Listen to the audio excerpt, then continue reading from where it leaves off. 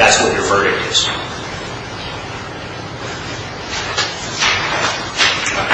Those are our damages. Now I want to get on to the getaway driver. Because the defense in this case has been, well, let's start with what the defense has not been. Okay? The defense has not been the product actually was all natural and herbal. You have not heard that from any witness. The defense has not been the doctor was a real doctor. That's not the defense. The clinics really did exist. That's not the defense. The ads were truthful. That's not the defense. There's been no witness that said that. Not even Mr. Benedictus has said that. Not even Mr. Conway has said that. It's undisputed. These ads were false. They were fraudulent. So that's what the defense is not. There was no defense of the ads. All right, what was the defense? The defense was there were all these shenanigans going on, but it was other people who were responsible, and Mr. Benedictus had nothing to do with it. He didn't know about it. He didn't do it. Therefore, he should not be held responsible. That's the defense. And that requires you, as members of the jury, to look at the evidence, to look at the circumstances, and to weigh whether you believe that. Whether you believe that the president of the company didn't know. Whether you believe that the president of the company should not be held responsible. All right? Now, that's why I spent so much time talking about the getaway driver. Because our case is, he knew what was going on. He was the getaway driver. He drove these hucksters to the bank. When they got in his car, they were wearing disguises. He knew it. They couldn't have got to the bank without him. And he knew exactly what they were going to do when they got in there. He knew what they did after they did it. And he hid the loot for him. So let's look at what the evidence showed about Mr. Benedictus being a getaway driver. First of all, he was a shareholder of the company from day one.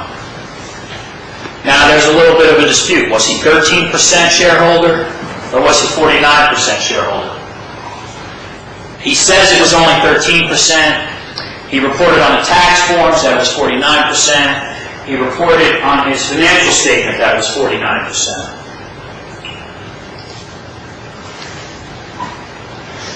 We point out the discrepancy because it reflects on the man's credibility. When you've got two different stories, that reflects on your credibility. When you tell the government one thing in the tax form, then you come to court and say something different, it reflects on your credibility. But whether he was 13 or 49, in the scheme of things, doesn't really matter because he had total control. Whether he had 13 or 49. He had total control of this company from day one, through the day this company shut the doors, through to the new company with the changed name that's still doing the same thing. And let's look at that. First of all, he knew Imbriola disguised his ownership with Elson. We saw Martino explain that. We saw Malta explain it. And you saw Mr. Benedictus live in person on Tuesday explain it. He knew it. He knew they couldn't get a bank account. That's why he signed as president in 2000. He was also the treasurer. And you can look, if you want to go back and find where this evidence is from and where it's supported, you can look in the white binder, Exhibit 6025. Paragraph 3. I was president of Global Vision from February 1, 2000 to January 31, 2001. Treasurer from July 14, 2004 to present. And a director, that should be the next thing.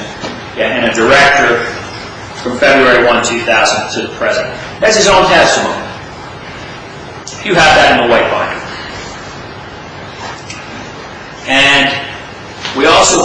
evidence, and I think I published it when we did it.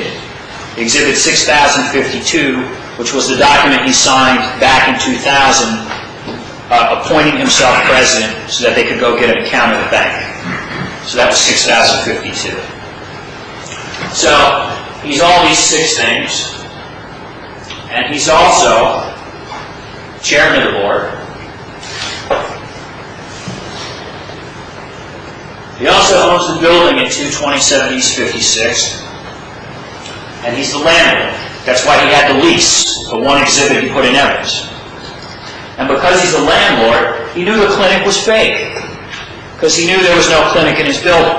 And I just showed you that excerpt from his testimony. So when he says there were shenanigans, but I didn't know, you have to weigh all these facts and decide if you believe him. We say he did know. We say he knew for these 9 reasons. But there's more.